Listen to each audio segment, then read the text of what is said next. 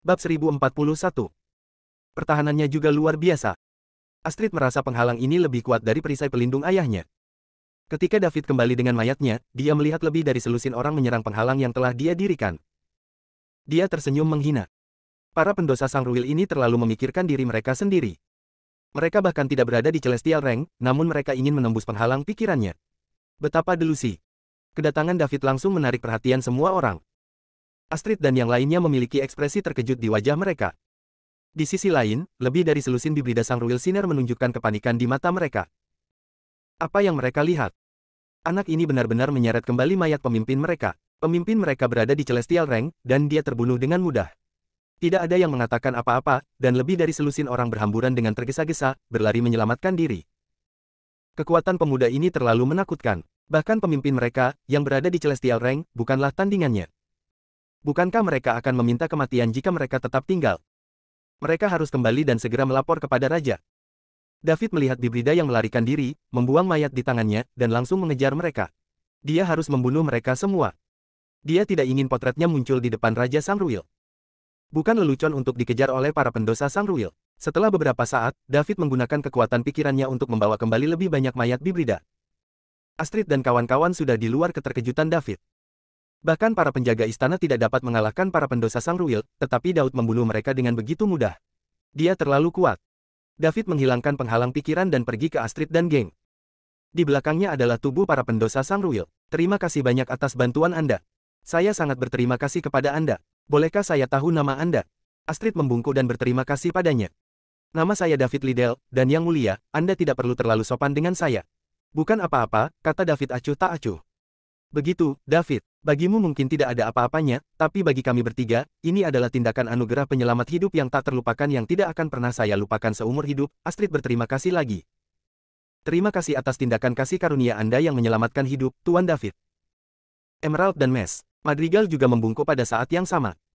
David melambaikan tangannya dan bertanya dengan rasa ingin tahu, apakah Anda pernah melihat bibrida ini sebelumnya, yang mulia? Anda baru saja mengatakan bahwa orang-orang ini bekerja sama dengan binatang galaksi dan mengkhianati manusia. Ada apa dengan itu? David, ini pertama kalinya aku melihat bibrida seperti itu. Jika tebakanku benar, pendosa Sangruil seharusnya bekerja sama dengan ular berkepala 9, salah satu binatang galaksi. Mereka seharusnya mencangkokkan sel ular berkepala 9 ke dalam tubuh mereka, sehingga mereka bisa masuk ke mode binatang ini. Sementara itu, ular berkepala 9 adalah musuh manusia. Mereka paling suka memakan manusia, dan mereka sudah lama ingin menahan manusia agar kita bisa menjadi makanan mereka. Kapanpun mereka mau, jawab Astrid. Oh. Ular berkepala 9 suka memakan manusia, tetapi para pendosa Sangruil masih berani bekerja sama dengan mereka. Apakah mereka tidak takut hal-hal pergi ke selatan? Dan apakah ular berkepala 9 sangat kuat? Di mana mereka tinggal? David terus bertanya. Para pendosa Sangruil dan kerajaan kita memiliki sejarah panjang keluhan. Mungkin mereka tahu bahwa balas dendam tidak ada harapan, jadi mereka memilih untuk bekerja sama dengan ular berkepala 9 untuk bertindak sebagai salam Maria. Mereka seharusnya mencapai semacam kesepakatan dengan 9 ular berkepala. Jika mereka dapat menggulingkan kekaisaran dan mengendalikan seluruh Bima Sakti, mereka dapat menggambarkan area di Bima Sakti untuk yang terakhir. Adapun ular berkepala 9, menurut catatan sejarah, mereka paling suka memakan manusia, dan meskipun Astrid adalah putri kekaisaran Bima Sakti dan tidak terlalu tua, dia dikultivasikan dengan hati-hati oleh kaisar sejak kecil. Oleh karena itu, dia sangat berpengetahuan dan secara keseluruhan sangat brilian. Begitu banyak pikiran memenuhi pikirannya hanya dengan melihat bibrida Sangruil Sinner, sementara analisisnya juga sangat masuk akal. Itu hampir sama dengan situasi sebenarnya. David pun merasa analisisnya sangat kredibel setelah mendengarnya. Para pendosa Sangruil bekerja sama dengan ular berkepala 9, dan setelah mereka menggulingkan kekaisaran, para pendosa Sangruil mungkin akan memberi mereka sebagian dari galaksi. Dilihat dari ini, tidak berlebihan untuk mengatakan bahwa para pendosa Sangruil ini telah mengkhianati umat manusia dan adalah pendosa terhadap seluruh umat manusia. Bab 1042. Terima kasih, Yang Mulia, telah menjernihkan kebingunganku. Kalau begitu, ayo turun dulu. Orang yang akan menjemputmu harus segera datang. Juga, menurutmu bagaimana kita harus menangani mayat-mayat ini? Mereka harus layak untuk diteliti, kata David. Meskipun dia masih memiliki banyak pertanyaan tentang Sangruil Sinners dan Galaxy Beast, jelas tidak cocok untuk terus mengajukan pertanyaan di sini. Dia akan pergi ke Meteor Chamber ketika dia punya waktu. Melakukan hal itu juga akan memberinya beberapa poin mewah. Nyamuk tetap daging tidak peduli seberapa kecil mereka. Kita bisa menyerahkan mayatnya ke Imperial Research Academy. Saya yakin para ahli itu akan sangat senang melihat ini. Akan bermanfaat bagi kekaisaran untuk berurusan dengan pendosa Sangruil dan ular berkepala 9 di masa depan, jawab Astrid. Oke, kalau begitu kita serahkan mayatnya pada mereka. Biarkan aku berterima kasih atas nama kekaisaran. Pada saat ini, itu sudah malam. David menutupi ketiganya dengan kekuatan pikirannya, menghindari semua pengawasan, dan turun ke planet tanpa batas dan mendarat di halamannya. Dia tidak ingin Burke tahu tentang ini karena dia akan membuat keributan besar tentang ini. Putri Astrid telah diselamatkan. Karena ini, David percaya bahwa Kaisar Kekaisaran Bima Sakti tidak akan lagi meminta pertanggungjawaban semua orang.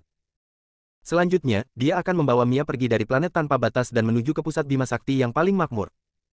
David menghubungi Mia dan memintanya untuk datang. Setelah Mia tiba di halaman David, dia sedikit bingung ketika melihat Astrid dan komplotannya yang tiba-tiba muncul. Kesan Mia tentang Putri Astrid, peri harpa, hanya ada padanya di perjamuan kenegaraan 8 tahun lalu. Sekarang setelah 8 tahun berlalu, dan Astrid mengenakan kerudung lagi, Mia tidak mengenalinya. Astrid dan kawan-kawan cukup senang saat melihat Mia. Bagaimanapun, dia adalah salah satu dari 4 peri dan cukup terkenal. Astrid dan Emerald semakin bersemangat karena sama-sama menyukai Mia. Mereka sering menonton tarian Mia di internet. Namun, identitas mereka terlalu berbeda, sehingga mereka tidak pernah memiliki kesempatan untuk bertemu. Tuan David, mengapa Anda meminta saya datang ke sini? Mia bertanya. Mia, ini Putri Astrid dari Kekaisaran Bima Sakti. Aku telah menyelamatkannya, jadi sekarang kita bisa meninggalkan planet tanpa batas. Kamu harus kembali dan bersiap, dan kami akan segera pergi, kata David langsung pada intinya. Dia tidak lagi ingin membuang waktu di sini. Semakin cepat dia pergi, semakin baik. Apa? Mia menatap Astrid dengan kaget. BB yang mulia Putri Astrid. Halo, Dance Fairy, saya Putri Astrid. Senang bertemu denganmu. Aku sangat menyukaimu, dan aku sering menonton tarianmu. Kali ini, akhirnya aku bisa bertemu denganmu secara langsung, Astrid mengulurkan tangannya dan berkata dengan murah hati. Namun, Mia tidak berani memegang tangan Astrid. Ini adalah Putri Astrid, putri kesayangan Kaisar Kekaisaran Bima Sakti. Dia adalah seseorang yang harus dihormati dan dihormat oleh kekuatan utama Bima Sakti setiap kali mereka melihatnya. Bagaimana dia berani memegang tangan mulia Astrid? Halo, yang mulia Putri Astrid, Mia. Buru-buru membungkuk dan berkata dengan hormat. Astrid dengan cepat melangkah maju untuk membantu Mia berdiri dan berkata, Peritari, kamu tidak harus sopan. Kamu lebih tua dariku, jadi aku akan memanggilmu dengan namamu saja, bagaimana menurutmu? Bagaimana? Bagaimana mungkin? Tidak mungkin. Apa yang telah kulakukan hingga Putri Astrid memanggilku dengan nama? Mia menolaknya dengan cepat. Kenapa tidak? Kita bisa melakukan apapun yang kita mau. Kamu tidak perlu takut bahkan jika ayah tahu. Aku hanya akan memintanya untuk mengambilmu sebagai putri baptisnya. Ketika itu terjadi, kamu akan menjadi saudara perempuanku. Siapa? Memintanya untuk tidak memberiku kakak atau adik. Yang aku miliki hanyalah saudara laki-laki, kata Astrid dengan gembira. Mia merasa seperti akan pingsan. Minta Kaisar Kekaisaran Bima Sakti untuk mengambilnya sebagai putri baptisnya. Kalau begitu, bukankah statusku akan meroket? Siapa yang berani bernafsu terhadap tubuhku? Siapa yang berani memaksaku menari? Saya hanya akan menari untuk siapapun yang saya inginkan. Jika saya tidak mau, tidak ada yang bisa memaksa saya. Bab 1043. Mia buru-buru menggelengkan kepalanya, mengibaskan pikiran yang tidak realistis ini. Siapa kaisar itu, dan bagaimana dia akan menerimanya sebagai putri baptisnya? Putri Astrid pasti bercanda. Jangan lakukan ini, Yang Mulia. Kami semua percaya pada Yang Mulia, dan saya memiliki kesadaran diri. Saya tidak mampu menjadi putri Yang Mulia. Aku tidak peduli. Aku akan memanggilmu dengan namamu mulai sekarang, kata Astrid tegas. Yah, terima kasih atas pemujaannya, Yang Mulia. Bisakah Anda memanggil saya seperti itu ketika hanya ada kami berdua, Yang Mulia? Saya mungkin tidak dapat menanggung konsekuensinya jika Anda memanggil saya seperti itu di depan umum, kata Mia dengan senyum kecut. Sang putri memanggilnya dengan namanya seharusnya menjadi kesempatan yang sangat membahagiakan. Namun, Mia sedikit tidak senang. Sejujurnya, status Putri Astrid terlalu tinggi. Mia takut dia akan dipukuli sampai mati oleh saudara-saudara Astrid jika tersiar kabar. Baiklah, sudah selesai, Astrid berpikir sejenak dan berkata, terima kasih, Yang Mulia.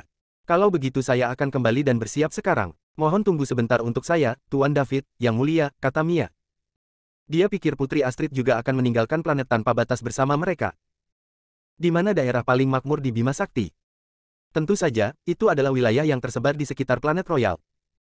David sedang menuju ke jantung Bima Sakti yang paling makmur. Yang Mulia telah mengalami pengejaran dan pembunuhan para pendosa Sangruil, jadi dia pasti akan kembali ke planet Royal. Bagaimanapun, mereka akan pergi ke arah yang sama. Kamu mau kemana, Dav? Astrid tiba-tiba bertanya, kita akan pergi ke tempat paling makmur di Bima Sakti, jawab David. Bisakah saya pergi denganmu? Kemana Anda pergi, Yang Mulia? Aku akan kembali ke planet Royal, tentu saja. David memandang Mia dan bertanya, apakah itu dalam perjalanan? Iya, tempat paling makmur di Bima Sakti mengelilingi planet royal, jawab Mia. Apakah Anda tidak akan menunggu orang-orang Anda, yang mulia? Mereka harus segera datang. Aku akan memberitahu ayah untuk memberitahu mereka untuk kembali nanti. Selain itu, aku tidak akan aman di planet tanpa batas jika kamu pergi. Siapa yang tahu jika Sang Royal Sinners akan datang lagi? Saya pikir saya akan lebih aman di sebelah David, jawab Astrid.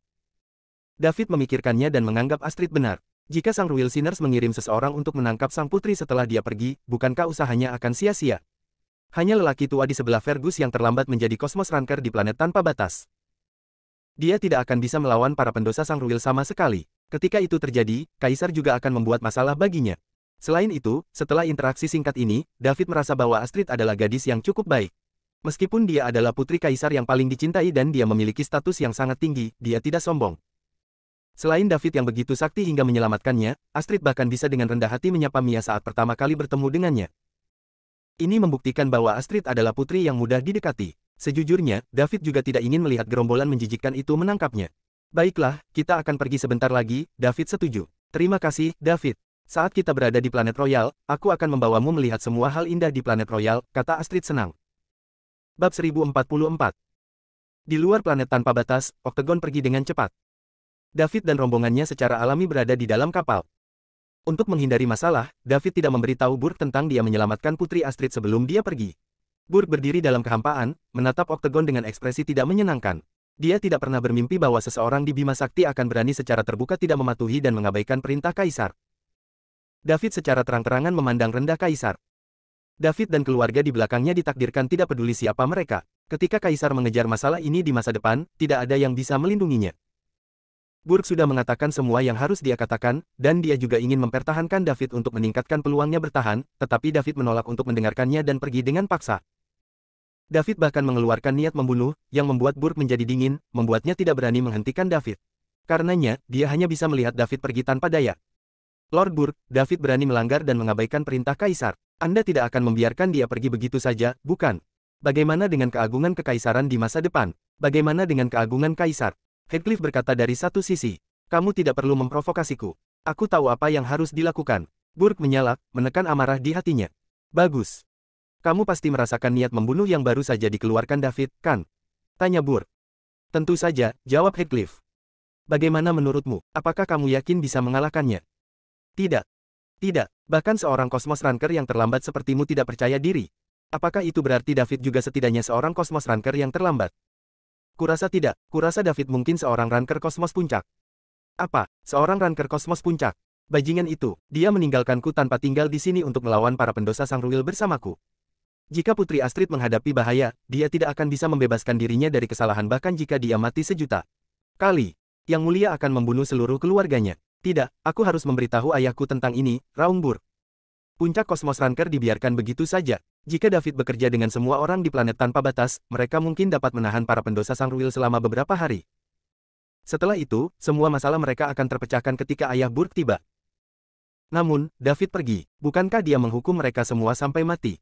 Burke merasa dia harus melaporkan hal ini kepada ayahnya Ramos sesegera mungkin. Burke berbalik dengan cepat sementara Heathcliff masih menatap ke arah di mana Octagon pergi. Dia tidak mengatakan yang sebenarnya pada Burke. Pada saat itu, dia melihat David menatapnya dengan niat membunuh di matanya. Pandangan itu saja membuat Heathcliff merasa seperti dia telah jatuh ke dalam gua es. Bagaimana mungkin seorang Cosmos Ranker Puncak memberikan perasaan ini kepada seorang Cosmos Ranker yang terlambat? David jelas seorang Celestial Ranker parsial. Namun, itu tidak masalah sekarang. Selama Burke mengatakan yang sebenarnya kepada ayahnya Ramos, David dan keluarganya akan dimusnahkan karena dengan berani tidak mematuhi perintah Kaisar. Tidak masalah apakah dia seorang Celestial Ranker atau seberapa kuat kekuatan yang mendukungnya. Ini adalah kebenaran yang tak terbantahkan di Bima Sakti. David melumpuhkan Fergus dan menghancurkan harapan Heathcliff selama bertahun-tahun. Ketika David menunjukkan niat membunuhnya, Heathcliff tahu dia tidak memiliki kekuatan untuk membalaskan dendam Fergus. Secara kebetulan, David berani melanggar perintah Kaisar. Ini akan menjadi kesempatan terbaiknya. Jika dia melewatkan ini, Heathcliff bahkan tidak bisa menjamin apakah keluarga Callisto memiliki kekuatan untuk membalaskan dendam Fergus, dilihat dari fakta bahwa David adalah sebagian Celestial Ranker di usia yang begitu muda. Sementara itu, David dan yang lainnya meninggalkan klan Boundless di Octagon, menuju tempat paling makmur di Bima Sakti, planet royal. Putri Astrid sudah memberitahu ayahnya, Kaisar Nimbus, bahwa dia aman dan ayahnya tidak perlu mengkhawatirkannya. Bab 1045. Dia juga memberitahu Nimbus bahwa dia sudah dalam perjalanan kembali ke planet Royal dan akan segera tiba. Oleh karena itu, Nimbus dapat mengingat kembali orang-orang yang dia kirim. Nimbus tidak terlalu banyak bertanya. Sebaliknya, dia hanya tertawa dan berkata bahwa dia tahu putrinya adalah orang yang sangat beruntung dan tidak akan mudah ditangkap oleh para pendosa Sangruil.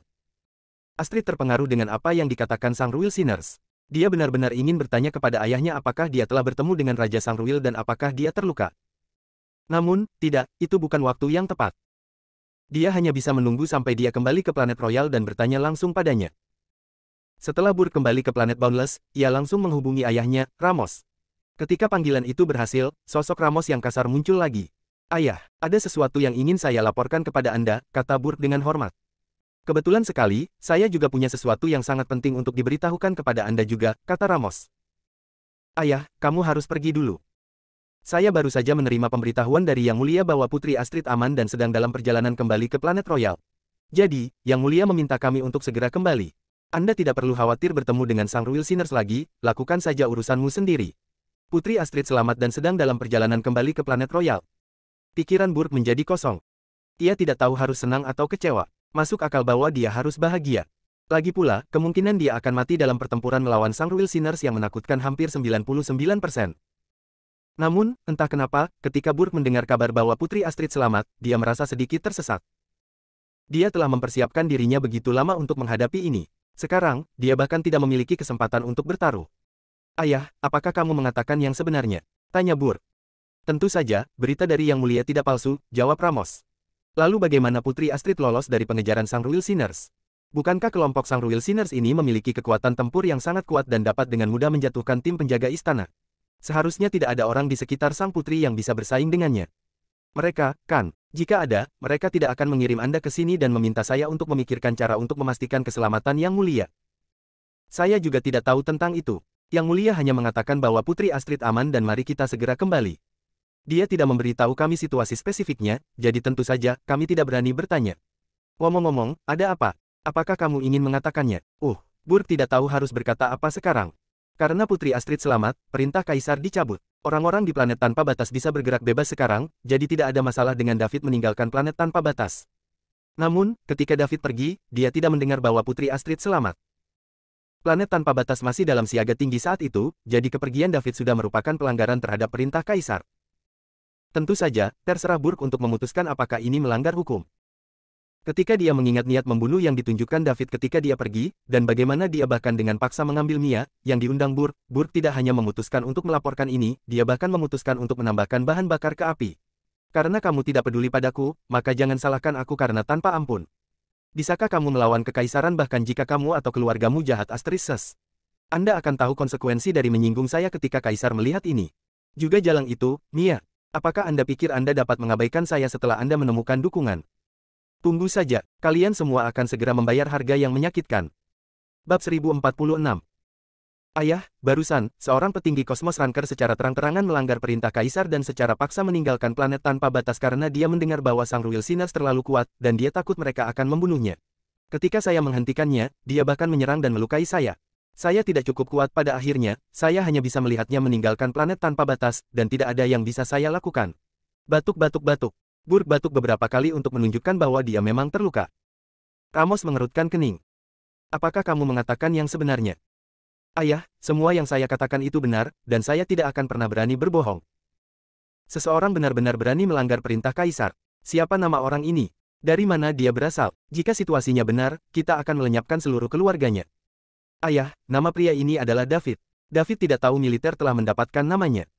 Mungkin tidak akan lama sebelum dia menjadi orang yang paling dicari di Kekaisaran Bima Sakti. Namun, bahkan jika dia tahu, dia tidak akan peduli. Putri Astrid dari Kekaisaran berada di oktagonnya. Jika ada masalah, dia bisa menyelesaikannya hanya dengan satu kata. Musik merdu bisa terdengar dari dalam oktagon. David sedang menyeruput teh di kursinya sementara dia mendengarkan peri harpa bermain di harpanya dan menyaksikan tarian peri tari. Dia menjalani kehidupan yang sangat bebas dan mudah sekarang. Dia adalah orang pertama di Bima Sakti yang menyaksikan peri harpa dan peri tari tampil bersama. Banyak orang di Kekaisaran Bima Sakti bisa menonton tarian dan Dairi Mia. Namun tak banyak yang berhak mendengarkan penampilan Hap Fairy Astrid. Jika orang luar tahu tentang ini, mereka akan menjadi gila karena iri. Kedua peri itu berkolaborasi. Sementara itu, salah satunya adalah Putri Astrid yang paling misterius, yang memegang status tertinggi. Bahkan Kaisar Kekaisaran Bima Sakti tidak menerima perlakuan seperti itu. Tentu saja, ini karena dia tidak mau atau tidak tertarik. Jika dia mau, dia bisa melakukan apa saja di Bima Sakti. Setelah pertunjukan, David menyesal. Seperti yang diharapkan dari dua peri di antara empat peri di Bima Sakti, kolaborasi mereka sangat menyenangkan. Seseorang dapat menerima kesenangan tertinggi melalui stimulasi visual dan audio. David bertanya-tanya seperti apa dua peri lainnya. Mereka juga seharusnya tidak terlalu buruk. Hanya yang layak yang pantas mendapatkan reputasi seperti itu. Jika dia memiliki kesempatan di masa depan, David akan mengumpulkan keempat peri untuk tampil. Efeknya pasti akan lebih baik dari ini. Tepuk-tepuk-tepuk. David bertepuk tangan ringan. Dia adalah satu-satunya di aula, selain dari dua peri yang tampil. Karena mereka memiliki perbedaan status yang sangat besar, yang lain tidak berani menonton penampilan Putri Astrid. Oleh karena itu, mereka meninggalkan ruangan dengan hati-hati. Spektakuler, penampilanmu sempurna. Anda dapat mencapai efek ini meskipun ini adalah pertama kalinya Anda bekerja sama. Sungguh mengejutkan. David tertawa dan memuji mereka. Terima kasih atas pujianmu, Tuan David. Terima kasih, David. Mia dan Astrid berkata bersamaan. Kamu terlalu rendah hati. Merupakan kehormatan bagi saya untuk menjadi yang pertama melihat kalian berdua bekerja bersama. Seharusnya saya yang berterima kasih kepada kalian berdua. Anda seharusnya lelah. Ayo istirahat dan minum teh. David bangkit dan membuatkan dua cangkir teh untuk para peri. Kemudian, Mia dan Astrid berjalan mendekat untuk duduk. Terima kasih, Tuan David. Terima kasih, David. Setelah mereka mengatakan itu, mereka mengangkat cangkir dan menyesapnya. Bab 1047. Bab 1047, kami berteman, jadi kamu tidak harus bersikap sopan. Mia, kamu sangat pandai menari. Astrid, kamu lebih jago main harpa. Kedua peri itu saling memuji. Selanjutnya, mereka bertiga mulai mengobrol. Bisakah Anda memberitahu kami tentang penjelajahan Anda selama bertahun-tahun, David? Saya sebenarnya suka petualangan dan menjelajahi lokasi yang berbeda, tetapi ayah saya tidak pernah membiarkan saya meninggalkan planet royal. Saya menyelinap keluar kali ini, tetapi sayangnya, saya membunuh tim penjaga istana karena atas kemauan saya. Saya mungkin tidak memiliki kesempatan untuk meninggalkan planet royal di masa depan, kata Astrid, merasa sedikit sedih. Astrid, jangan kecewa. Aku akan sering datang ke planet royal untuk menemanimu di masa depan, Mia menghibur. Benarkah? Itu bagus. Karena kamu mengatakan ini, jadi kamu tidak bisa mengingkari janjimu. Setelah Astrid selesai berbicara, dia mengeluarkan dua token emas. Kata Barlowe terukir di atasnya, dan di bawah Barlowe ada nama Astrid. Kemudian, dia menyerahkan kedua token itu kepada Mia dan David masing-masing dan berkata, David, Mia, ini token saya. Ketika Anda tiba di planet royal, seseorang akan membawa Anda langsung menemui saya jika Anda menunjukkan ini kepada mereka. Mia dengan senang hati mengambil token itu. Ini setara dengan jimat pelindung. Jika dia memiliki token eksklusif Putri Astrid, tidak ada yang berani memaksanya melakukan apapun yang tidak dia sukai. David ragu-ragu sejenak tetapi mengulurkan tangan dan mengambilnya. Astrid melakukan ini karena kebaikan, jadi dia akan tampak sedikit tidak masuk akal jika dia tidak menerimanya. David mulai mengarang beberapa cerita petualangan untuk mereka berdua. Lagi pula tidak ada yang akan menemukan kebenarannya. Kedua peri itu tercengang ketika mereka mendengarkan David. Mereka bahkan akan mengepalkan tangan mereka sesekali dan merasa gugup untuk David. David terhibur. Mereka memang gadis kecil yang tidak berpengalaman. Aku bisa memukau mereka hanya dengan cerita yang kubuat. Sejujurnya, Mia dan Astrid tidak mudah tertipu. Mia telah bergaul dengan begitu banyak orang penting selama bertahun-tahun. Jika dia masih bisa suci, itu berarti dia bukan orang yang sederhana. Meskipun Putri Astrid berusia sekitar 25 atau 26 tahun, kira-kira seusia dengan David, dia dilahirkan di keluarga kerajaan sehingga dia telah melihat banyak hal sejak dia masih muda. Alasan David bisa mengejutkan mereka berdua adalah karena mereka tahu kekuatan David. Jika dia bisa dengan mudah membunuh para pendosa Sangruil yang bisa membunuh tim penjaga istana, maka dia setidaknya adalah seorang ranker surgawi menengah. Yang terpenting, dia masih sangat muda. Dia pasti menghadapi banyak bahaya dan kesulitan untuk sampai ke tahap ini. Itulah mengapa keduanya percaya hampir semua yang dibuat David. Saya tidak menyangka bahwa Anda telah menghadapi begitu banyak bahaya dan kesulitan, Tuan David. Tidak heran Anda begitu kuat di usia yang begitu muda. Saya sangat mengagumi Anda. David, kamu sangat luar biasa. Aku juga sangat mengagumimu. Anak-anak dari keluarga bangsawan di kekaisaran itu tidak seperti kamu. Bahkan saudara-saudaraku tidak bisa dibandingkan denganmu, David. David merasa malu ketika melihat kekaguman di mata kedua peri itu. Kebohongan ini semakin tidak terkendali, tetapi untungnya, tidak ada yang tahu kebenarannya. Bukan apa-apa, alam semesta begitu besar dan Bima Sakti hanyalah sudut kecil darinya, jadi kita harus memiliki visi yang lebih besar. Kita tidak boleh tinggal seperti katak di dasar sumur. Kita harus menjelajahi medan yang tidak diketahui. Dan mengalami kondisi dan adat istiadat setempat di setiap tempat. Ini selalu menjadi impian saya. Ketika saya lebih kuat, saya akan terus melakukan ini, kata David dengan tenang. Astrid melihat ketenangannya yang tenang. Dia merasa sangat terkesan ketika dia membayangkan dia tetap tenang menghadapi setiap situasi, dan bagaimana dia secara bertahap menghindari bencana dan meningkatkan kekuatannya secara dramatis selama proses tersebut. Dia ingin memberitahu David untuk membawanya jika dia pergi lagi. Namun, dia tidak bisa melakukan itu dengan statusnya. Namun, jika David bersedia membawanya, Astrid merasa bahwa dia mungkin akan berusaha sekuat tenaga untuk bergabung dengannya. Bab 1048. Bab 1048 Planet Royal terletak di pusat Bima Sakti, sedangkan planet tanpa batas berada di tepi inti galaksi Bima Sakti. Meskipun berada di antara bumi dan planet Royal, mereka tidak berada di level yang sama. Sebaliknya, ketiganya membentuk segitiga. Oleh karena itu, jarak dari planet Boundless ke planet Royal cukup jauh. Bahkan dengan kecepatan oktagon, itu akan memakan waktu hampir 1 bulan untuk tiba. Di hari-hari berikutnya, Mia dan Astrid akan datang ke David setiap hari untuk mengobrol. Mereka bahkan akan mengerjakan lagu yang berbeda bersama-sama untuk tampil untuk David. David benar-benar menikmati perlakuan Kaisar.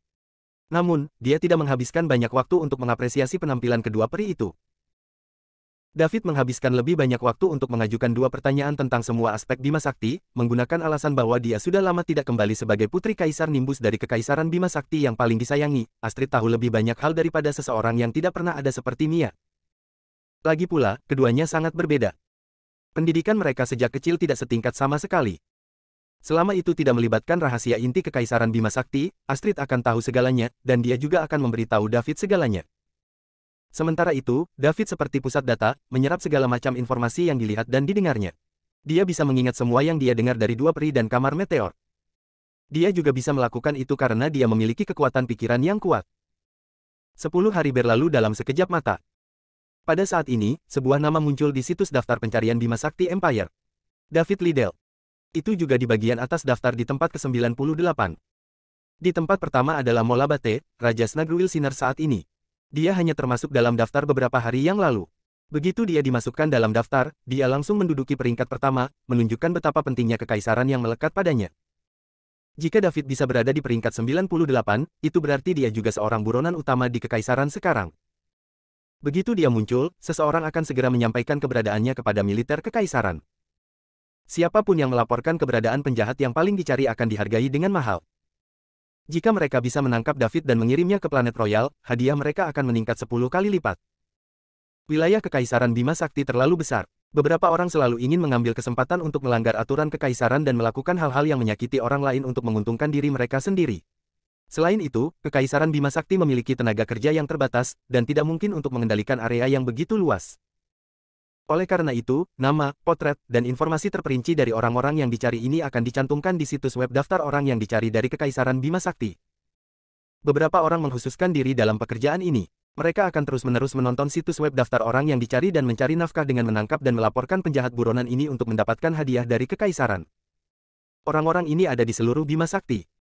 Mereka memiliki nama resmi yang diberikan kepada mereka oleh Kekaisaran, pemburu hadiah. Pemburu hadiah bervariasi dalam kekuatan, mulai dari yang lemah hingga yang kuat. Namun, mereka semua memiliki satu kesamaan, mereka tidak ingin terikat dan menyukai kebebasan. Selain itu, kebanyakan dari mereka berasal dari kekuatan rata-rata, jadi mereka tidak memiliki banyak latar belakang. Atas orang-orang ini dikelompokkan bersama untuk membentuk pemburu hadiah teh yang kuat. Kelompok pemburu hadiah teh bahkan tidak takut pada kekuatan keluarga besar tertentu, yang menunjukkan kekuatan mereka. Kelompok pemburu tidak hanya akan menangkap penjahat di daftar yang paling dicari, tetapi mereka juga memburu binatang galaksi, bajak laut luar angkasa, dan akan menjelajahi daerah yang tidak diketahui. Semua ini akan memberi mereka imbalan besar. Sejak nama David muncul begitu tinggi di daftar yang paling dicari, dia menarik perhatian banyak pemburu hadiah. Dalam keadaan normal, semakin tinggi peringkat pada daftar yang paling dicari, semakin serius kejahatannya dan semakin besar kekuatannya. Jika itu masalahnya, hadiahnya secara alami akan lebih tinggi.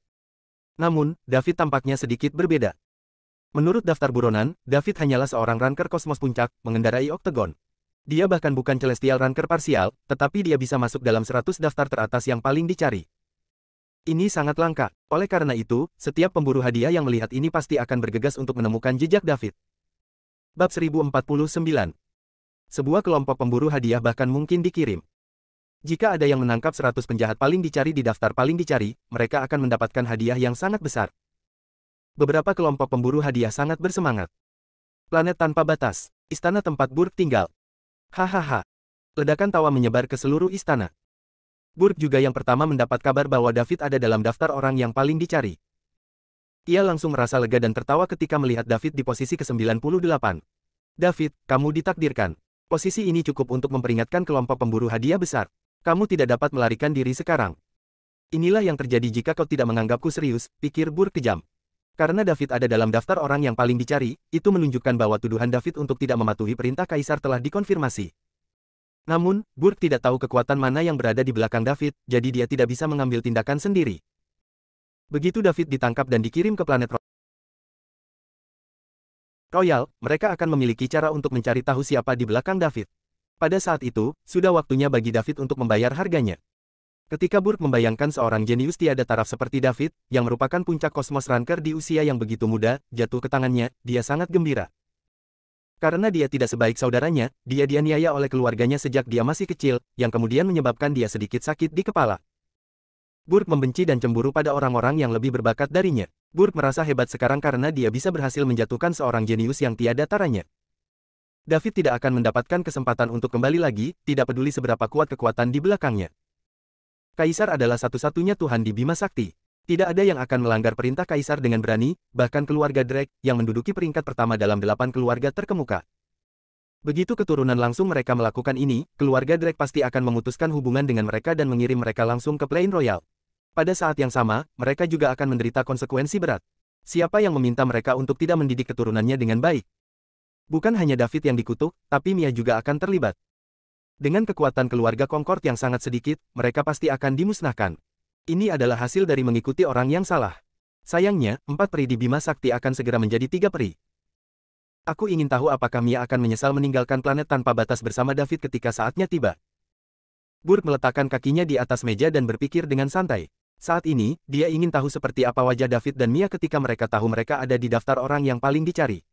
Mereka pasti akan merasa sangat menyesal. Sayangnya, sekarang sudah terlambat.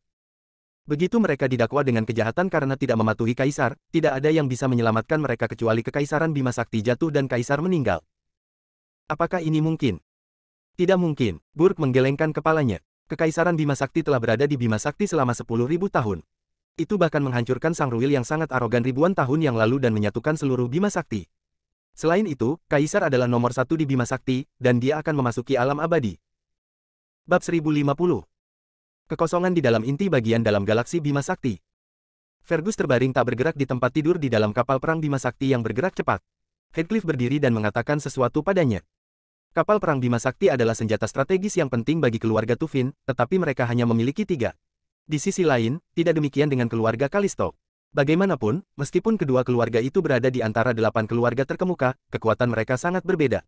Sebagai 3 pewaris teratas dari keluarga Kalisto, Fergus cukup beruntung untuk ditugaskan ke kapal perang Bima Sakti. Ini juga merupakan simbol statusnya di keluarga Kalisto. Sayang sekali Fergus lumpuh, yang berarti ini mungkin kali terakhirnya naik kapal perang Bima Sakti. Keluarganya pasti akan mengambil kembali kapal perang Bima Saktinya ketika dia kembali ke keluarga. Bagaimana bisa orang cacat memiliki kapal perang Bima Sakti? Heathcliff, apakah kamu mengatakan yang sebenarnya? Fergus bertanya dengan suara gemetar.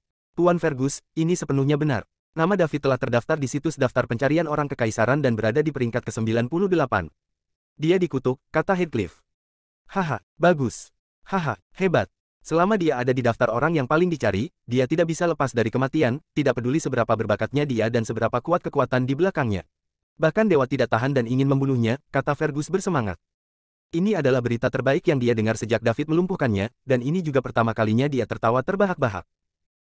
Ya, David dikutuk sekarang karena dia ada dalam daftar orang yang paling dicari di kekaisaran. Dia tidak bisa lepas dari ini tidak peduli seberapa kuat dia. Jadi, yakinlah, Tuan Fergus, Heathcliff menghela nafas. Meskipun David tidak bisa lepas dari kematian, Master Fergus dari keluarga Kalisto yang dulu menakjubkan dan licik juga telah tamat. Pada akhirnya, dia jatuh dan terbakar karena seorang wanita. Jika bukan karena Mia, mereka tidak akan datang ke planet tanpa batas dan tidak akan bertemu David, pembawa kemalangan. Heathcliff mengirim berita tentang Fergus yang lumpuh kembali ke keluarga, yang segera menyebabkan kejutan besar. Setelah dipastikan Fergus tidak bisa disembuhkan dan hanya bisa menghabiskan sisa hidupnya di ranjang, banyak orang yang semula mendukung Fergus langsung beralih ke keturunan langsung lainnya dari keluarga Kalisto. Menteri yang hendak mengawinkan putrinya dengan Fergus pun mengalihkan sasarannya kepada pewaris lain dari keluarga Kalisto, putra ke-17 dari keluarga Kalisto.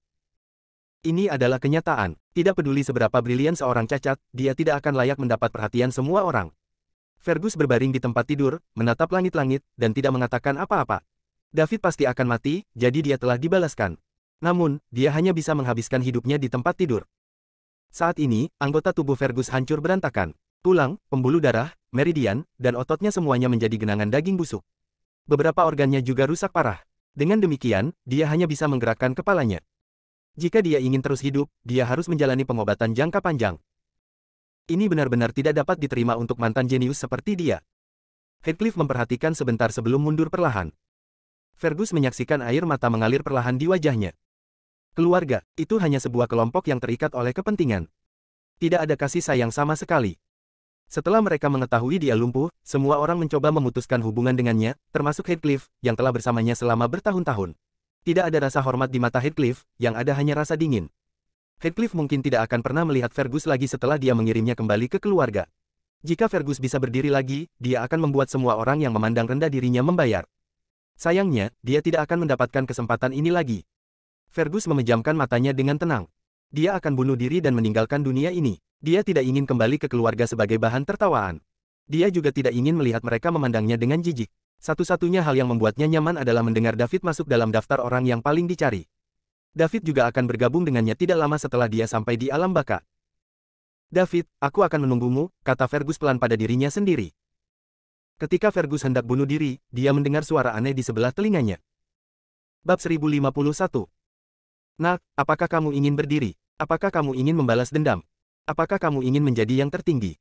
Siapa di sana? Fergus membuka matanya tiba-tiba. Dia melihat seorang pria berjubah hitam di samping tempat tidur.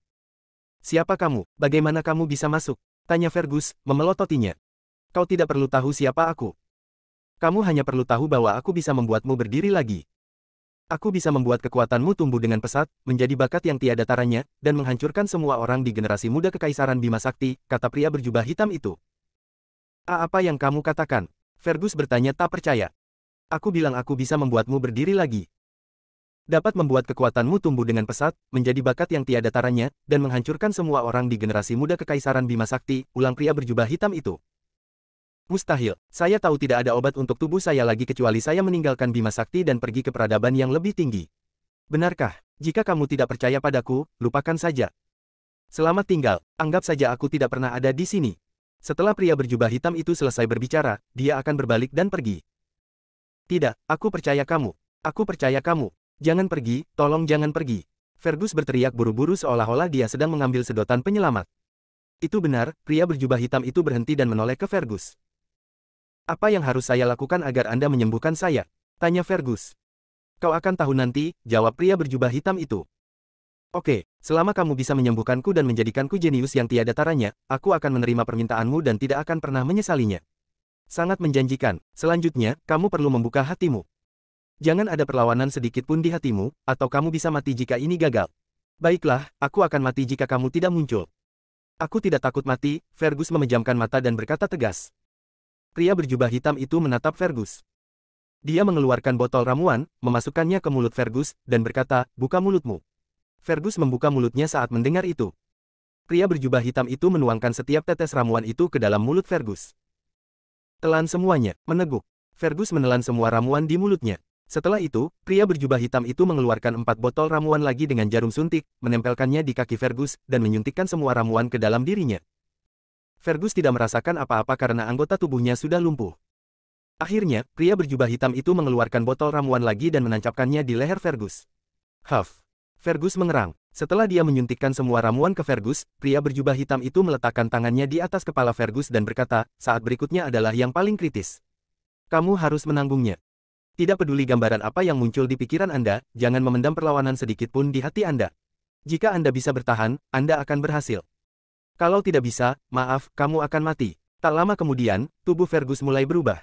Anggota badan yang dilumpuhkan David mulai menggembung. Rasa sakit yang tajam menguasai Fergus tetapi dia tidak menunjukkan ekspresi kesakitan. Sebaliknya, dia mulai terkekeh. Hahaha, itu karena dia mulai mendapatkan kembali perasaan di anggota tubuhnya. Meski ini bukan perasaan yang menyenangkan, Fergus tidak peduli. Dia bisa menanggung segalanya selama dia bisa berdiri lagi. Secara bertahap, meridian di seluruh tubuhnya mulai menggembung. Rasa sakit yang menyiksa terus meningkat, menyebar dari anggota tubuhnya ke seluruh tubuhnya. Butir-butir keringat seukuran kacang meluncur dari tubuh Fergus, dan bayangan-bayangan menakutkan mulai muncul di benaknya. Dia melihat bahwa dia telah berubah menjadi monster setengah manusia setengah binatang. Fergus secara naluriah ingin menolaknya, tetapi ketika dia memikirkan apa yang dikatakan pria berjubah hitam itu, dia segera memadamkan pikiran itu. Selama dia bisa berdiri lagi, dia tidak keberatan menjadi monster. Fergus tidak peduli. Dia ingin membuat semua orang yang memandang rendah dirinya menyesalinya. Bab 1052. Oktagon yang dikendarai David terus menuju planet Royal. Di dunia pemburu hadiah, Mo dan David, yang tiba-tiba muncul di daftar orang yang paling dicari, cukup membuat heboh. Mereka adalah wajah baru dalam daftar pencarian, dan peringkat mereka tinggi, sehingga mereka dengan mudah menarik perhatian banyak pemburu hadiah. Karena yang selalu masuk daftar tapi tidak pernah tertangkap adalah penjahat berpengalaman. Mereka tahu bahwa kekaisaran sedang memburu mereka, jadi mereka tidak akan menunjukkan wajah mereka dengan mudah. Bagaimanapun, Bima Sakti begitu besar. Namun, pendatang baru di daftar paling dicari berbeda. Orang-orang ini tidak akan bersembunyi sebelum mereka menyadari bahwa mereka berada di daftar yang paling dicari di kekaisaran, sehingga para pemburu hadiah dapat dengan mudah menangkap mereka. Karena itu, semua mata tertuju pada Mo dan David. Namun, setelah melihat informasi rinci Mo, mereka semua menggelengkan kepala secara bersamaan. Dia adalah Raja Sangruil Sinner saat ini, dan kekuatan tempurnya tidak diketahui. Siapa yang berani menargetkan karakter seperti itu? Meskipun informasi tersebut menyatakan bahwa kekuatan tempurnya tidak diketahui, bagaimana Raja para pendosa Sangruil dapat dengan mudah dihadapi? Oleh karena itu, kekuatan tempurnya diperkirakan setidaknya di atas peringkat Infinity.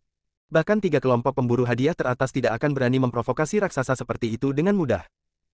Oleh karena itu, semua mata tertuju pada David, seorang ranker kosmos puncak. Meski begitu, dia bisa masuk dalam 100 besar daftar paling dicari kekaisaran, jadi dia bisa digambarkan sebagai target ideal dari banyak kelompok pemburu. Bahkan beberapa kelompok pemburu hadiah besar dipindahkan, dan mereka ingin menerima tugas ini. Dengan itu, semakin banyak pemburu hadiah mulai mencari jejak David. Di planet tanpa batas, Burke menyilangkan kakinya sambil menonton berita di dalam lingkaran pemburu hadiah. Bagus, besar, bagus sekali. Sepertinya banyak pemburu hadiah telah memperhatikan David. Jika saya memberitahu mereka di mana David berada, pemburu hadiah yang tak terhitung jumlahnya akan segera mulai mengerumuninya, David akan hancur tidak peduli seberapa kuat dia. Burke bangkit dan pergi ke ruangan lain, di mana lebih dari selusin staf sibuk sendiri. Ketika salah satu dari mereka melihat Burke masuk, dia bergegas mendekat dan menyapa dengan hormat, "Tuan Burke, di mana oktagon yang kamu pantau? Bisakah kamu mengetahui rute dan tujuan akhirnya?" tanya Burke. Dia memiliki seseorang yang merusak oktagon David sebelumnya. Karena itu, mereka bisa melacak lokasi David. Lord Burke, targetnya sekarang telah mencapai wilayah Styx. Menurut jalur perjalanan yang diambil target, kita dapat menebak bahwa dia harus menuju ke wilayah kerajaan tempat planet Royal berada. Wilayah kerajaan. Mengapa David pergi ke wilayah kerajaan? Beraninya dia menuju ke kerajaan wilayah setelah dia tidak mematuhi perintah yang mulia. Bukankah dia berjalan tepat ke dalam jebakan? Burke tidak mengerti apa yang akan dilakukan David. Namun, dia tidak peduli. Tidak peduli apa yang dilakukan David, itu tidak akan mengubah nasibnya. Karena David akan pergi ke wilayah kerajaan, ini membuat segalanya lebih mudah. Sebagian besar kelompok pemburu hadiah ditempatkan di wilayah kerajaan. Jika mereka mengetahui David akan pergi ke sana, kelompok pemburu hadiah yang tidak mau mengambil tindakan juga akan memanfaatkan kesempatan emas ini. Berapa lama sampai target akan tiba di wilayah kerajaan? Tanya Burke lagi. Berdasarkan kecepatan mereka, mereka mungkin membutuhkan waktu sekitar 10 hari untuk mencapai pinggiran wilayah kerajaan. Baiklah, mengerti. Lanjutkan mengawasinya. Bab 1053. David berada di oktagon. Ketiganya duduk berhadapan. "Tuan David, kami beberapa hari lagi dari pinggiran wilayah kerajaan. Wilayah kerajaan adalah tempat paling makmur di Bima Sakti dan tujuan kita kali ini," kata Mia. "David, Mia, tolong ikut aku ke planet Royal untuk menjadi tamuku begitu kita tiba di wilayah kerajaan. Saya ingin berterima kasih kepada David karena telah menyelamatkan hidup saya, dan ayah saya juga ingin melihat Anda," kata Astrid sambil menatap David dengan penuh harap. Dia benar-benar ingin David pergi ke planet Royal. Begitu mereka tiba di planet Royal, dia bisa menemukan cara untuk membuat David tinggal lebih lama. Jika tidak, mereka akan segera berpisah. Sulit baginya untuk menemukan pria yang tidak dia benci. Astrid tidak ingin berpisah dengan David begitu cepat, terutama setelah bergaul dengannya akhir-akhir ini. Dia menikmati kebersamaan dengan David. Dia merasa aman bersamanya. Ini adalah perasaan yang hanya bisa diberikan oleh ayah Astrid, Kaisar Bima Sakti. "Yang mulia, kami tidak akan pergi ke planet Royal. Anda akan aman begitu kami tiba di wilayah kerajaan." Dia menikmati kebersamaan dengan David. Dia merasa aman bersamanya. Ini adalah perasaan yang hanya bisa diberikan oleh ayah Astrid, Kaisar Bima Sakti. "Yang mulia, kami tidak akan pergi ke planet Royal. Anda akan aman begitu kami tiba di wilayah kerajaan." Saya percaya bahwa Sang Royal Sinners tidak akan berani menyelinap ke wilayah kerajaan. Kami masih memiliki banyak hal yang harus dilakukan. Bagaimana kalau kita datang ke planet Royal lagi setelah selesai? David berpikir sejenak. Dia memiliki banyak hal di tempatnya sekarang. Tugas pertamanya adalah membeli beberapa kamar dagang lagi dan membelanjakan 1 triliun. Setelah itu, dia akan bertindak begitu dia mendapat 10.000 poin mewah untuk menerobos ke peringkat Infinity. Jika tidak, sebagian Infinity Ranker seperti dia tidak akan aman di wilayah kerajaan di mana tembakan besar berkumpul. Apalagi keluarga Tufin masih mengganggu David. Dia tidak akan pernah merasa nyaman sampai dia menyingkirkan Grandmaster Tufin. Selain itu, David tidak mau bertemu dengan Kaisar Kekaisaran Bima Sakti sekarang. Kesenjangan kekuatan antara kedua belah pihak terlalu signifikan. Jika mereka bertemu satu sama lain, dia bahkan tidak akan memiliki hak untuk berbicara. David tidak ingin pergi ke pertemuan di mana identitas, status, dan kekuatan mereka sama sekali tidak setara, bahkan jika pihak lain ingin berterima kasih padanya. Tidak bisakah kamu menunggu? Tidak bisakah kamu pergi dan bersenang-senang di planet Royal selama beberapa hari? Tanya Astrid gugup. Yang mulia, tidak sekarang. Kami memiliki sesuatu yang mendesak dan penting untuk diurus. Maaf, kami tidak bisa menemanimu ke planet Royal, tapi jangan khawatir, selama kami menyelesaikan tugas kami pasti akan datang mencarimu di planet Royal, David meyakinkan. Tapi, sehat. Kamu harus datang ke planet Royal untuk menemukanku setelah kamu selesai, kata Astrid kecewa. Jangan khawatir. Kami pasti akan melakukannya, kata David tegas. Waktu berlalu hari demi hari. Oktagon yang dikendarai David dan yang lainnya perlahan-lahan mendekati pinggiran wilayah kerajaan. Di wilayah kerajaan, mereka akan menyerahkan Putri Astrid kepada orang-orang yang datang untuk menjemputnya. Setelah itu, mereka akan menuju pemberhentian pertama mereka. Disinilah keluarga Mia tinggal. David ingin mendirikan base camp di sana untuk sementara. Saat ini, dia tidak memiliki siapapun, jadi dia hanya bisa meminta keluarga Concord untuk mengelola kamar dagang. Dia tidak peduli tentang keuntungan pula.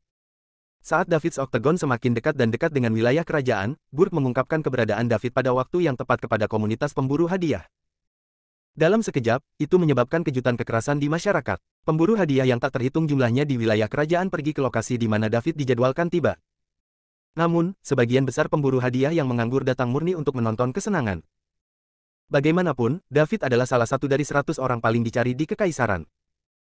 Beberapa pemburu hadiah dengan kekuatan rendah mungkin tidak pernah memiliki kesempatan untuk melihat ini terjadi dalam hidup mereka. Karena itu, mereka ingin datang dan melihat apa yang sedang terjadi. Hanya beberapa kelompok pemburu hadiah teratas yang benar-benar ingin menangkap David dan menyerahkannya ke Kekaisaran dengan imbalan uang dalam jumlah besar. Beberapa kelompok pemburu hadiah juga diam-diam bersaing untuk melihat siapa yang bisa menangkap David. Ini adalah kesempatan bagus untuk menjadi terkenal. Siapapun yang dapat menangkap David saat bersaing dengan begitu banyak orang dapat dengan cepat membangun reputasi kelompok pemburu hadiah mereka dan menyalip kelompok pemburu hadiah lainnya. Oleh karena itu, ini bisa dikatakan membunuh 2 burung dengan 1 batu. Bab 1054. Bintang Kekaisaran Emas di wilayah kerajaan adalah rumah dari grup Karunia Elang Emas, peringkat ketiga di Bima Sakti.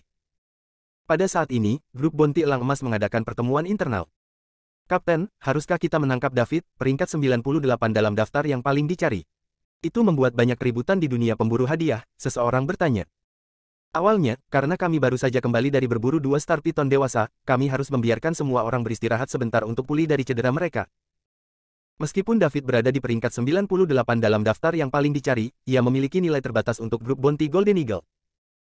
Kami seharusnya tidak berpartisipasi karena alasan, tetapi setelah David datang ke wilayah kerajaan, menangkapnya kali ini bukan lagi masalah nilai tetapi permainan antara beberapa kelompok pemburu hadiah. Jika kita tidak bergabung, dunia luar akan menganggap kita pengecut, sehingga berdampak negatif pada reputasi kita. Seorang pria parubaya yang duduk di kursi utama berkata, dia adalah Elio Aureliano, Kapten Grup Bounty Elang Emas. Kalau begitu mari kita pukul dia. Grup Bounty Elang Emas tidak pernah takut pada siapapun. Ya, mari kita bercinta dengannya. Aku akan pergi dan mengaturnya. David akan segera berada di wilayah kerajaan, jadi kita tidak boleh ketinggalan. Tunggu, mereka yang cedera sebaiknya tinggal di rumah dan memulihkan diri, kata Elio. Oke, kita mengerti, Kapten. Hal yang sama terjadi di tempat lain. Beberapa kelompok pemburu hadiah di wilayah kerajaan sedang mendiskusikan penangkapan David, termasuk kelompok pemburu hadiah peringkat pertama dan kedua. Pada akhirnya, semua orang mencapai kesimpulan yang sama. Menangkap David bukanlah apa-apa, yang penting adalah reputasi kelompok pemburu hadiah mereka. Mereka tidak mampu dipandang rendah oleh dunia luar. Karena itu, semua orang dengan suara bulat memutuskan untuk menangkap David. Selama beberapa hari berikutnya, semua kelompok pemburu hadiah di wilayah kerajaan dikirim ke sekitar wilayah kerajaan, tempat David akan tiba. Mereka semua sudah siap dan menunggu kedatangan David. Pergerakan kelompok pemburu hadiah ini juga membuat khawatir pasukan yang tak terhitung jumlahnya di wilayah kerajaan. Mereka semua mengirim orang ke lokasi di mana insiden itu akan terjadi untuk bergabung dalam kesenangan, yang menyebabkan semakin banyak orang bergegas. Sementara itu, David tidak tahu tentang ini. Dia masih hidup santai setiap hari sambil menonton dua peri tampil untuknya. Kemudian, dia akan membeli informasi yang ingin dia dapatkan dari Meteor Chamber. Meskipun dia tidak akan mendapatkan banyak poin mewah, tidak peduli seberapa kecil seekor nyamuk, itu tetap daging. Apalagi dia juga bisa melewatinya. 10 hari berlalu dengan cepat. Ketika David's Octagon tiba di luar Royal Regent, semua orang di ruang kontrol Octagon tercengang. Apa yang terjadi? Mereka melihat kapal yang tak terhitung jumlahnya diparkir di kehampaan di kejauhan seolah menunggu kedatangan mereka. Ada kapal bertanduk hitam, Octagon, Milky Way Battleships, dan bahkan beberapa Galaxy Warships. Apakah akan ada perang? Siapa yang berperang dengan siapa? Apakah mereka salah jalan? Apakah kita memasuki pertempuran antara dua kekuatan besar yang akan meledak? Jika pihak lain salah mengidentifikasi mereka, Octagon mereka akan berubah menjadi kembang api yang indah dalam kehampaan jika Milky Way Battleship memutuskan untuk menembaki mereka. Selain itu, mereka juga akan dibunuh. Cepat, beritahu Tuan David tentang ini, Komandan Octagon tergagap. Pakaiannya basah oleh keringat. Tetesan keringat seukuran kacang mengalir di dahinya. Ya, seorang anggota staf berlari dengan panik keluar dari ruang kendali untuk memberitahu David. Pada saat ini, David sedang minum teh sambil mengobrol dengan dua peri yang masih hidup. Kamar. Astrid tampak sedikit sedih 2 hari ini. Mereka akan tiba di wilayah kerajaan. Bab 1055. Dengan kata lain, dia akan segera berpisah dengan David, menyebabkan dia berada dalam suasana hati yang buruk akhir-akhir ini. David, Mia, kamu harus datang ke planet Royal untuk mengunjungiku, kata Astrid enggan. Jangan khawatir, Astrid, kami akan melakukannya, jawab Mia. Ya, kami akan melakukannya, jawab David. Pada saat ini, mereka mendengar suara gedebuk. Mereka melihat seorang anggota staf dari tongkang Octagon ke pintu sebelum jatuh ke tanah. Kemudian, dia bangun dengan cepat, berlutut di tanah, dan tergagap, Tuan David, berita buruk. Kenapa kamu panik? Bangun dan ceritakan padaku, tegur David. Mia dan Astrid juga menatap penasaran pada pria yang berlutut di tanah. Tuan David, ada banyak kapal perang di depan kita. Mereka padat, seolah-olah menunggu kita, kata orang yang menerobos pintu. Oke, aku mengerti, jangan khawatir. Kamu boleh pergi sekarang, kata David dengan tenang. David bertanya-tanya apa yang sedang terjadi. Ini adalah orang-orang yang dikirim ke Kaisaran untuk menjemput Putri Astrid, tetapi stafnya ketakutan. Mereka memang tidak berpengalaman. Orang itu sedikit tercengang. Tuan David tampaknya tidak gugup sama sekali. Apakah dia tahu mengapa kapal-kapal itu ada di sini? Jangan khawatir. Saya tahu mengapa kapal-kapal itu ada di sini. Mereka tidak akan melakukan apapun pada kita. Teruslah bergerak maju, tambah David. Ya, Tuan David. Saya akan menyampaikan instruksi Anda sekarang. Setelah orang ini pergi, David memandang Astrid dan berkata, Yang Mulia, jangan khawatir. Ketika kami selesai dengan bisnis kami sendiri, kami akan pergi ke planet Royal untuk menemukan Anda. Orang-orang yang dikirim untuk menjemputmu sudah tiba, dan kami akan mengirimmu ke sana sekarang juga. David, maafkan aku. Aku belum memberitahu ayahku kapan aku akan tiba, dan aku belum menelepon siapapun untuk menjemputku. Jadi, kurasa kapal-kapal itu tidak ada di sini untukku, bisik Astrid. Dia tidak memberitahu ayahnya kapan dia akan tiba di Royal Regent karena dia ingin David mengirimnya kembali ke planet Royal. Oleh karena itu, dia berbohong kepada David dan mengatakan seseorang dari wilayah kerajaan akan menjemputnya. Sekarang mereka berada di luar wilayah kerajaan, kebohongan ini secara alami mengalahkan diri sendiri. Apa? David bertanya dengan mata terbelalak. David, saya ingin Anda mengirim saya kembali ke planet Royal, jadi saya tidak memberitahu ayah saya bahwa saya berada di wilayah kerajaan. Kurasa kapal-kapal itu tidak ada di sini untukku, Astrid memandang David dan berkata dengan sedih. Betulkah? David bertanya dengan serius, menatap Astrid. Maaf, David. Air mata kesedihan Astrid hampir saja lolos dari matanya. David menatap Astrid tanpa berkata-kata. Aku tidak mengatakan apa-apa, jadi mengapa kamu merasa sedih? Jika aku mengatakan sesuatu lagi, dia mungkin akan menangis, menilai dari ekspresinya sekarang. David menggelengkan kepalanya tanpa daya dan menghibur, tidak apa-apa. Aku tidak menyalahkanmu, benarkah? Astrid segera mengangkat kepalanya dan bertanya dengan heran. Ya, aku tidak menyalahkanmu. Ayo pergi dan lihat apa yang diinginkan kapal-kapal itu. David bangkit untuk pergi setelah dia mengatakan bahwa Astrid quickly mengikuti di belakangnya sementara Mia adalah yang terakhir pergi. Dia tidak khawatir tentang tujuan kapal di depan mereka. Ini adalah wilayah kerajaan, dan Putri Astrid yang paling dicintai Kaisar ada bersama mereka.